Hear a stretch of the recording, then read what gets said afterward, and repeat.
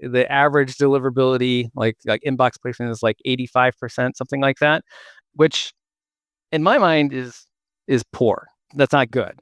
Across our clients, the clients that work with our deliverability team, they see, I think it's 97% inbox placement. And so we were saying, if you have like a $10 million like run rate in your email marketing program, and and you're hitting the average at 85, like if you were to work with us, that's more than $1 million extra dollars that you're probably like, there's a $1 million opportunity there to increase your deliverability and reach more folks. Welcome to Email After Hours by SenderScore, powered by Validity. We're your hosts. My name is Guy Hansen. And I'm Danielle Gallant, and this is Email After Hours. Marketers love to brag about their ROI from the email channel, but how real is that number? For years, email marketing has claimed an almost mythical return on investment. We're talking 36 to 1, 40 to 1, or even 80 to 1, depending on who you ask. But if the ROI is really that strong, why are budgets shrinking? And why are CMOs still chasing lower performing paid channels? And why do 1 in 5 senders admit that they have no idea what their email ROI actually is? So today's big question is it time to be honest with ourselves and ask whether email ROI is still relevant or not? Or is it just that we're measuring it all wrong? So in today's episode of Email After Hours, we're unpacking all the hype behind one of the most famous metrics in email marketing. And here to help is a very well-known returning guest, Chad White, Head of Research at Oracle. Welcome back to the show, Chad. Great to have you with us again. Thanks for having me. And yeah, before we get into it, we always have to ask an icebreaker. And this one is particularly on theme for you, Chad. So what is the most outrageous marketing ROI claim that you've ever heard? And was there even a second that you believed it? Yeah, so I've definitely heard some doozies for sure. I think the biggest one I heard, though, is there was an email service provider that was bragging that across all of their customers, they were achieving a 90 to 1 ROI. And no, I didn't believe that one for a second. I don't think anybody else did as well who understood anything about email marketing. So that one I think was pretty outrageous. I think so. Yeah, that was straight out of the land of unicorns, that one. Okay, let's frame today's conversation. So we had Dan Gival from Gmail join us on a recent webinar. And it was interesting because he spoke about how, in his mind, every business should be thinking about their email marketing program as a seriously valuable asset on their balance sheet and that they should be investing in it accordingly, which was so refreshing to hear. But, we've also published the latest Litmus State of Email report, and it shows that around 1 in 5 senders still don't know how to measure their email ROI. So why do we think it is that number's so high? Is it just that people are assuming that it's good enough and they don't need to bother? Yeah, I honestly think that is the reason. I think everybody knows that the ROI of email is really good. And, if your business has other priorities or other stresses, which they probably do, like, I don't think it's hard to imagine folks saying, you know what, it's not worth like chasing down that number. We feel pretty good about it. Let's pay attention to our digital advertising and making sure we're getting an ROI there, because there an ROI is not guaranteed, and in some other channels as well, right? Like, so I feel like that's part of what's going on is you're comparing, email to other channels that are way iffier and deciding, hey, let's invest our time and energy there to make sure that that's actually a channel that is performing for us in a positive way, versus email, where we feel pretty good. We feel pretty good about it. We don't know what our ROI is, but we feel pretty good about it. I also wonder if actually in the survey, because of how the ROI question was asked, in past surveys, like the specific number was asked. And in the latest one, correct me if I'm wrong, it looks like they were given bands to say, oh, it's between this, between that. I feel like some people didn't actually know what their ROI was, but they felt like they were pretty confident it was in this band or this band. So I actually think the number is even higher. I think you could be close to the mark there. Now, you also wrote an article recently on this very topic, which was actually why we were talking, and asked if you'd like to come and chat to us about it. And you passed a great comment, where you said that even when it's done poorly, email marketing generates healthy ROIs. And, maybe in the minds of some marketers, good is good enough. And how can we encourage these good enough programs to take that next step to move the needle? Yeah, I do think that there are a lot of programs like that they have a lot of things to worry about, and a channel that is doing okay is not going to rise to the level of needing a lot of attention. But I do think that you're absolutely right. That we've had some pretty big sales of companies based on just their subscriber base, right? A lot of media companies and like newsletters and stuff have been pretty hot commodities lately. And so they're really like, I feel like there's ample evidence that these programs are really valuable. Whether your business is entirely based around that, like a newsletter, or, it's part of, your marketing stack in terms of all the channels that you use. So I think the value there is pretty clear. Now, in terms of how we can convince folks to take it a little bit more seriously, I do think there are a variety of challenges in the email marketing space. It's still, I think, a wonderful place to be. The cost economics are still really favorable, and I don't really see that changing. But there definitely are some challenges, and I feel like some of the bigger challenges started with Apple. Now, privacy protection that definitely, just dumped a dump truck full of wrenches into all the gears of email marketing. But, since then, there's been a variety of other things that have also really challenged email marketers. Things in the AI space, with AI summaries, which I think are generally not good for us. Things like automatic extraction schema that's being applied to our messages. I think that's generally not good for us either. There's been a variety of challenges that make, I think, it harder to do well. Dark mode optimization, accessibility changes, and on and on. So I do feel like that okay ROI you can get by doing email marketing like pretty crummily. Like I do think that is actually kind of eroding, and hopefully, like that's like something that folks can hear and say like, hey, maybe I'm actually like losing, like maybe I'm deteriorating in a way that's not positive. I think the other message for them is that like the difference between doing like a decent job on email marketing and like a pretty good job of email marketing is pretty vast, right? There is a high ROI for this channel. So if you invest a little bit more, you can actually get like a really big lift. And so the argument there is, would you like to make some more money? Like it's actually pretty easy to, to knock out, grab some low hanging fruit and really change the ROI of your program in a significant way, towards the positive. So I think that's the other message that I would send. You're right. And I think when I'm working with lots of clients and those challenges come up, whatever's new, like summaries, like you said, it's not really a discussion about ROI, and it's more of a discussion about other metrics that we talk about more often: engagement rates, open rates, which we won't get into just yet anyway. But on the face of it, it seems kind of straightforward to calculate ROI from the email channel, but I know that this is done differently across the board and per sender and per platform, whatever it might be. So, what are some of the common mistakes that marketers are making when they are trying to calculate their ROI? Yeah, I would say I don't think it is easy. I think it's actually pretty hard, and I think it's hard for a variety of reasons. And so, for instance, like our attribution models are typically not very good. There's a lot of brands that are still using either, first click or last click. In the email marketing space, a lot of last click folks. I don't think that tells you the whole picture at all. And I think another big reason why ROI is tricky is because there's different metrics that different businesses care about, and even within different parts of the business, you would care about different things. So, for instance, in my book, Email Marketing Rules, I talk about there being 4 different kinds of email marketing programs. So there's revenue-focused programs; those are like retailers, folks who are directly selling things.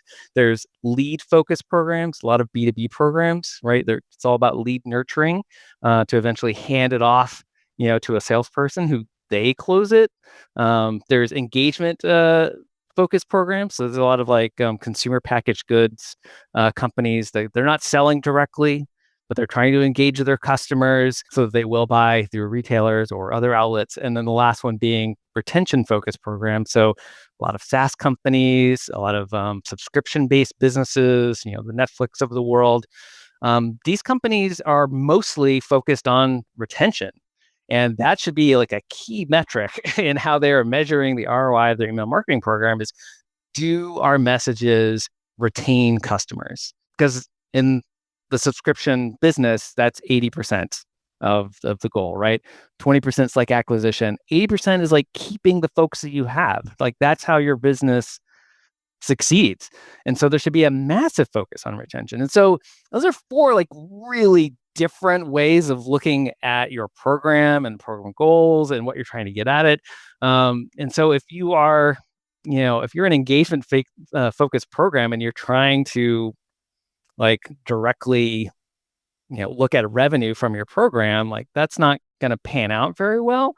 And so you have to like, do the transposition, to get to kind of like, a revenue proxy, which, and I think that's probably one of the tougher ones, is like in that space. So that gets pretty tricky. I think the other thing is that I think that's a great example of how you need to make some assumptions, right? Some educated guesses. You look at your data, you look at your information, and you try to guesstimate like, hey, what's that approximation?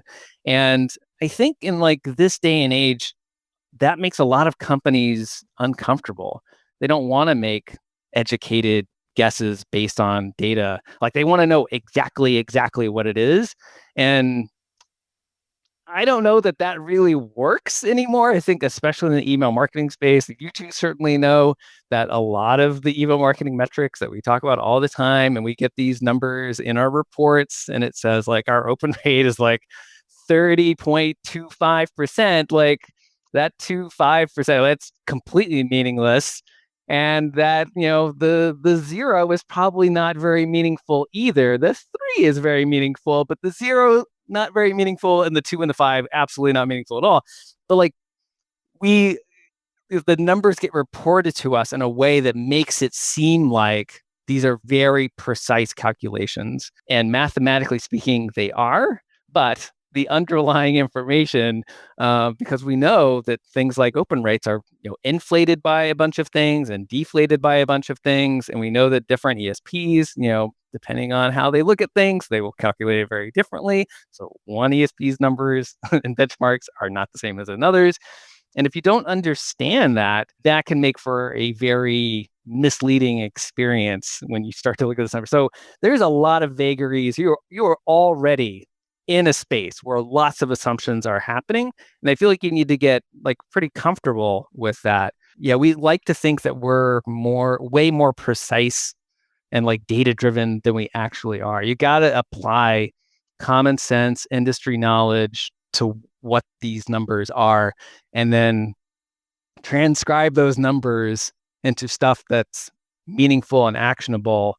And it really requires, some intuition, some knowledge about what's happening, and some investigation to make that transition successfully. So, yeah. And the other thing I would say in this space of measuring ROI, I think the other thing that's really massive is, especially for businesses that have lots of channels. If you're like a direct to consumer brand, like you don't have stores, you just sell online, like God bless you. Your calculations are probably really easy. You have it easy. But if you have stores and you sell online and you sell through like other brands, or like the more complicated it gets, the more conversion channels you get, that means that probably the numbers you have are probably underestimating, email marketing's influence, because email marketing, we like to treat it like it did, like those interactions stay in the inbox. And that is 100% false. That it's not true, right? People get emails and they do weird stuff. We would love for them to get that email and open it up and then click and then convert. And it's like, great, because that like a golden path that makes all of our attributions so much easier. That's not what happens. People open an email and they'll look and read the email, and then they'll go hop in their car and they'll drive to your store, or they'll tell their spouse, and their spouse will go and convert, either online or offline, or they'll just see your email and they won't open it. They'll be like, oh yeah, I need to go there and get that thing. And they'll do one of these other things that makes it very hard for you to, easily draw that line back to email. I think that is actually one of the biggest ways in which email is undercredited. You make so many great points there. I mean, I think even if we stop the podcast right now, we've just had a masterclass in terms of how to think about ROI. And I love your comment. I think the old expression is that, maybe marketers need to get comfortable with a degree of uncertainty, which is absolutely the case. I also wonder if there's such a thing as, and I'm going to say this in inverted commas, invisible factors when it comes to measuring ROI that, email marketers just aren't paying enough attention to. I mean, for me, a very obvious one is deliverability. If 10% of your emails aren't getting delivered, that's going to have a straight line relationship with the revenue that your program is generating. And would you agree? And are there maybe some other, invisible factors like that? Yeah, so it's definitely some factors like that I think you're right. Like kind of fly under the radar or aren't really thought about. And I think deliverability is a really good one. We recently we're talking about how complicated deliverability is. We did a whole webinar on the 7 factors that influence deliverability. And we were saying that on average, and I think this is your data, the average deliverability, like inbox placement is 85%, something like that. And which in my mind is poor. That's not good. Across our clients, the clients that work with our deliverability team, they see, I think it's 97% inbox placement. And so we were saying, if you have a $10 million run rate in your email marketing program, and you're hitting the average at 85, if you were to work with us, that's more than $1 million extra dollars that you're probably there's a $1 million opportunity there to increase your deliverability and reach more folks. I think that's a very clear one. Yeah, no, I think that's the ROI on deliverability is really, really significant. And also, I think the other thing that I would say there is that so often deliverability is discounted until you have a problem, until you have an emergency. And I'll tell you, you never want an emergency because they almost always happen at a really bad time when you don't want to have a deliverability problem. It's insurance. Having deliverability folks on hand who are monitoring your program and making sure you don't run into trouble and are on call when you have a deliverability problem is that is fantastic insurance to make sure it doesn't break down, and that pays for itself so easily. I think the other invisible factor I would say would be in the area of design and accessibility. In Litmus's state of email report, I think it was last year, they were asking one of the questions was asking about return on investment on various tactics, and accessibility got really low returns. And I was talking with some of the Litmus folks, and they were like, why do you think that is? Because it's very counterintuitive. Accessibility has been a huge topic in the industry. Why are people not seeing better returns? And I think the reason is that you've already alienated a lot of people and they've left or they've tuned you out, because they aren't able to easily engage with your program. So when you finally fix it, that's an investment in future churn reductions and future fatigue reductions. And so it doesn't show up like right away. It's not like you do this thing and all of a sudden your program's going to start, generating more of an ROI or performing it, at higher levels. That's not how it works, because you've already alienated all of these people who would have liked to have messages from you that were easier to read, or had higher contrast levels, or had shorter lines of text with better leading between lines of text, so it was like easier to comprehend what you were saying, and like all of the things you can do to make your program better. So I think that's an area where I still see like tons of opportunity. I mean, I got I got an email recently from like a nationally known like museum, and their email was like almost unreadable. It was like black background, white text, so that reverse text is tricky to read, but also the text was really small, and portions of it, they had two columns. I was reading this on my phone. There were two columns of text on my phone, which is like a recipe for disaster. So like it was a master class in like what not to do. And this is like an internationally known museum that was making all of these like just incredible errors on like how to make an email easy to engage with. So that's just one example, because I was like ticking all the bad boxes. But like I see this all the time in my inbox. I'm sure that you do too. Emails that are using too many words when they could use fewer, or having overly long lines of text. And also like the too small text on mobile. I see text that is too small all the time. Everyone trying to cram stuff in there. I think they're worried about trying to keep text like above the fold, or whatever it is. But like if you can't read it, it doesn't matter if it's above a fold or not. So you have to make a good experience first. So I think like that's another like invisible area where you could make some super positive changes, and you're not going to see like a big jump in performance right away. It is really an investment in long-term churn reduction, long-term increased engagement, long-term reduced fatigue. These are super, super smart things to do, in the same way that we invest a lot in responsive, like nobody questions responsive email design. And if you don't question that, and if you don't question dark mode optimization, then you shouldn't be questioning, investments in accessibility either. Those three things are all in the same bucket. And certainly responsive email design has the highest adoption based on our research, but accessibility and inclusive design and dark mode optimization, they are both heading exactly to where responsive email design is in terms of adoption and impact.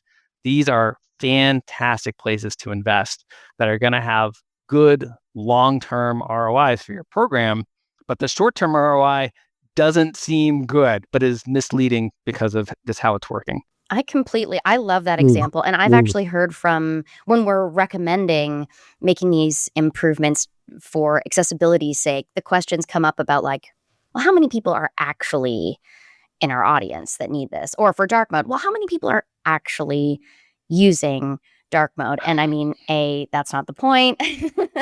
And B, but it's also super high. Like yes, according it's super to high. our quote litmus again, according to litmus data, it's like 34%. Which is a And major jump. It's almost a 10% jump from, I think, the last time I was looking into that or read a report from Litmus. But that is well beyond critical mass, my friends. 34% is well beyond. And I think the thing that makes that stat even more compelling is that when you realize that is on a per email read basis, that is not people. It's not 30%, 34% of your audience. It's 34% of emails, because there are some people who sometimes are in dark mode, like at night, but they're in light mode during the day. So 34% is an undercount of how many people you are affecting.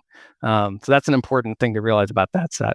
yeah, and I think few marketers maybe make that connection between making sure that the emails are digestible, readable, all of that stuff, and then connecting that to future proofing their ROI. But okay, we've established ROI is hard to measure. Yeah, can I say one more thing about that? Like, you're talking about what folks say when you talk about accessibility. It's like, oh, do we really have that many people? This is like part of like the circular reasoning that happens in the accessibility space, is that you don't pay attention to accessibility, and therefore you don't have a big audience of that type, right? Because again, you've That's right. systematically You've already alienated these lost people. them. You've We have a said, chicken and egg problem Yeah. right, with right. You've said accessibility. you're not welcome. We don't care about you, and therefore, yes, that audience is small, but it's small because of your behavior. So yeah, that is absolutely like this circular reasoning that we hear an awful lot in the accessibility space. And you have to realize that yes, you're probably right, but it's also because of your behavior that's alienated people. And so if you change your behavior and you are more welcoming, then you do attract more people like that. I guess the other thing I would say is that I think we all feel like accessibility is really important. I like to talk a lot more about inclusive design because I feel like accessibility makes brands think about, folks that are like, have permanent challenges and only about those folks. And inclusive design, I like way better because it makes you realize that when you do things to help people that have these permanent challenges, whether it's, they're missing an arm and therefore, your emails need to be easily clickable with either a left or a right thumb, right? So they need to be like an ambidextrous design.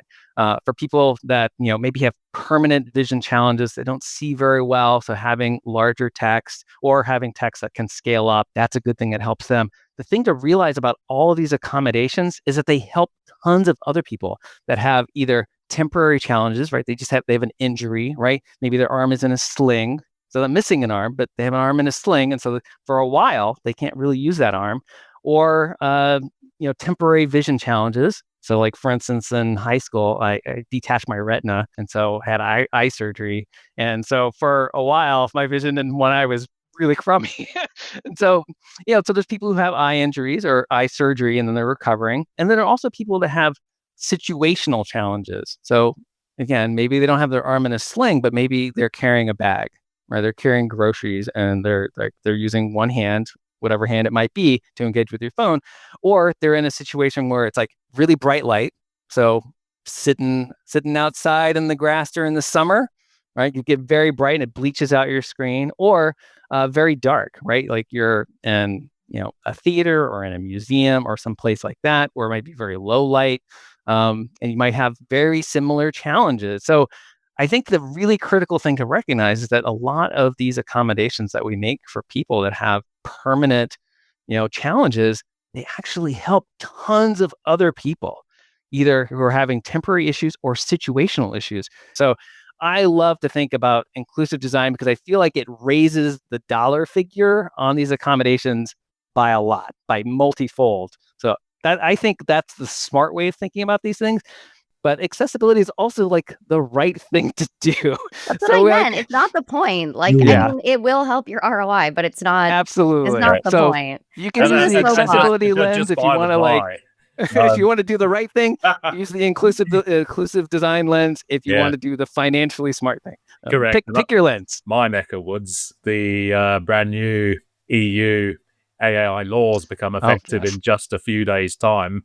So, hey, marketers, even if you aren't thinking about your customer experience through the lens that you should be thinking about it, maybe the promise of fines of up to Yeah, exactly. €500, We're back to which is dollars. We're effectively back to negative our revenue, plus forced remediation, will focus your attention. Yeah, that's a fantastic point, and certainly for multinational companies, if you're going to comply with those new EU rules, you might as well roll those out to your programs in other countries too. We find that tends to be what happens with multinationals. It's easier to just be abide by consistent. the strictest rules and be Right, exactly. consistent. And that's a Yes. good thing to do. But certainly here in the US, the courts have made it pretty clear that the ADA applies to email experiences as well. And like every year, so the way that the ADA is set up is that the it's enforced through lawsuits. Like there's not any other mechanism. So you just get sued when you have a bad experience. And the vast majority of the lawsuits now are about digital experiences. They're not about stores or any physical environment. They're about digital environments. email is a pretty small part of that. The web is a huge part of it, but email is a part of it. So that's something to really think about. Save yourself some money, save yourself some shame and PR work by doing the right thing. We always knew that we were going to have plenty to talk about with Chad. And normally in these episodes, we aim for 25, 30 minutes together. So we got some great news for your audience. We're going to come back in 2 weeks' time and give you another bite at this cherry as we do part 2 with Chad and cover a load more stuff that's front of mind in the world of email marketing. So, Chad, thanks for your time today, and we'll do it again in a few days' time. Bye for now.